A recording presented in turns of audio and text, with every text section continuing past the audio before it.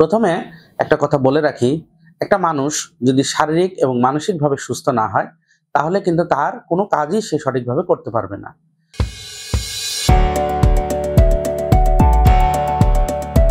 আসসালামু আলাইকুম।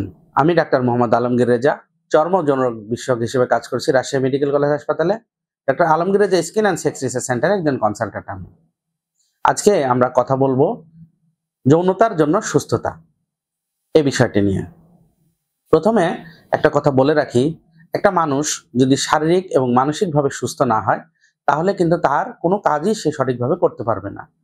যেহেতু যৌনতা মানুষেরই একটা কাজ এবং মানুষের দ্বারাই সংগঠিত হয়ে থাকে, সেহেতু সে কখনোই যদি সম্পূর্ণ সুস্থ না থাকে, তাহলে কিন্তু সে সেই কাজটি করতে পারবে না। আচ্ছা, এখন আমি বলি, আমাদের দৈনন্দিন জীবনে এমন কিছু অভ্যাস আমরা জড়িত, এমন কিছু কাজের মধ্যে আমরা জড়িত, যেই কাজের কারণে আমাদের বিশেষ করে মডার্নাইজেশনের কারণে এবং আধুনিকতার কারণে আমরা যেগুলো আমাদের সার্বিক জীবনে প্রভাব ফেলছে এবং আমাদের সার্বিক সুস্থতাকে ক্ষতি করছে, এবং যার ফলে কিন্তু আমাদের যৌনতার বিষয়গুলো নষ্ট হয়ে যাচ্ছে। আমরা সেদিকে খেয়াল করছি না। আমরা কিন্তু শুধুমাত্র যৌনতাকে একটি আলাদা একটা বিষয় চিন্তা করে সেটার সমাধান করছি, কিন্তু সার্বিক সুস্থতা কিন্তু একটা যৌনতার একটা প্রথম শর্ত। এখন সার্বিক সুস্থতা বলতে আমি কি বোঝাচ্ছি, যেমন ধরেন আপনার একটা প্রপার স্লিপ বা 6 থেকে 8 ঘন্টার একটা চমৎকার ঘুম প্রয়োজন।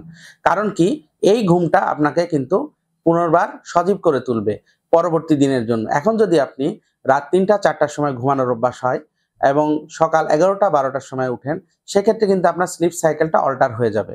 সেক্ষেত্রে কিন্তু আপনার এই আপনার সার্বিক জীবনে প্রভাব পড়বে এবং এটা কিন্তু যৌনতার ক্ষেত্রেও প্রভাব পড়বে।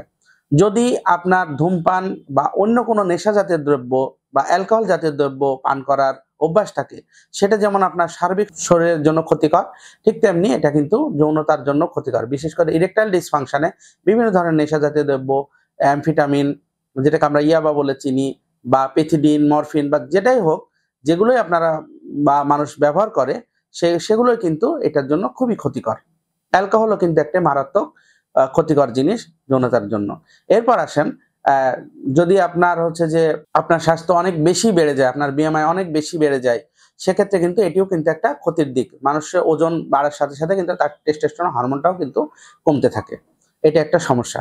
তারপরে যেমন ধরেন যে আপনি যদি হচ্ছে যে আপনার সুগার লেভেল বেড়ে যায়, আপনার কোলেস্টেরল লেভেল বেড়ে যায়, এবং দীর্ঘদিন যদি সুগার কোলেস্টেরল যদি আনকন্ট্রোল থাকে, তাহলে কিন্তু সেটা আপনার আস্তে আস্তে এই পিনাইল ভেসেল গুলাতে, অর্থাৎ পুরুষাঙ্গের যে রক্তনালী, সেগুলাতে কিন্তু এই চর্বি জমে সেটাকে কিন্তু ব্লক করে দিবে। পরবর্তীতে লিঙ্গ উত্থানজনিত সমস্যা কিন্তু হবে।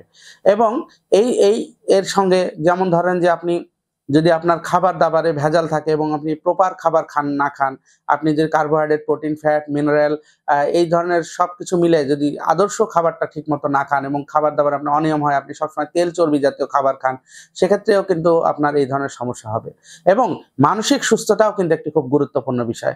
আপনার সংসারে যদি কোনো অশান্তি থাকে, আপনার স্ত্রীর সাথে যদি আপনার মনোমালিন্য থাকে, আপনার ভেতরে যদি কোনো প্যানিক থাকে, যেমন ধরেন আপনার যদি কোনো লোনের বোঝা থাকে, আপনার যদি কোনো রকম দুশ্চিন্তা থাকে, আপনার ভবিষ্যৎ নিয়ে কোনো দুশ্চিন্তা থাকে, আপনার যদি পরিশ্রমের মাত্রা অনেক বেশি হয়ে যায়, আপনার দেখা যাচ্ছে আপনি সকালে উঠছেন, আপনি বাসায় ফিরছেন রাত 12টা-1টার সময়, তখন তো আর আপনার এই জিনিসগুলো আসলে ভালো লাগবে না।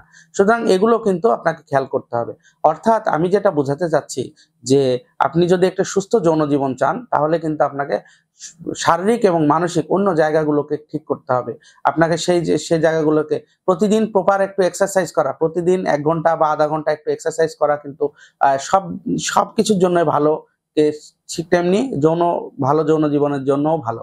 আবার এরপরে আপনাকে একটু মানে পরিমিত পরিমাণে এবং নিয়মিত পানি পান করা, আপনার শরীরের ইলেকট্রোলাইটস এর ঘাটতিগুলো দূর করা, এবং সেই সঙ্গে বিভিন্ন ধরনের হরমোন এবং বিভিন্ন ধরনের ভিটামিনস এর যদি কোনো ঘাটতি হয়, সেগুলো নিয়মিত চেক করা এবং সেগুলোর ঘাটতি দূর করা, এগুলো কিন্তু সুন্দর যৌন জীবনের জন্য প্রয়োজন।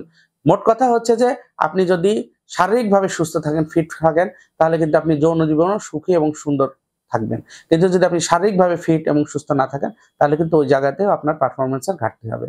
তো আজকে এই পর্যন্তই। সবাই আশা করি নিজের শরীরের যত্ন নেবেন এবং তা এই ধরনের কোনো সমস্যায় যদি আপনারা থাকেন, যদি আপনাদের পরামর্শ চিকিৎসার প্রয়োজন হয়, আমাদের কাছে আসতে পারেন। ধন্যবাদ সবাইকে। আসসালামু আলাইকুম।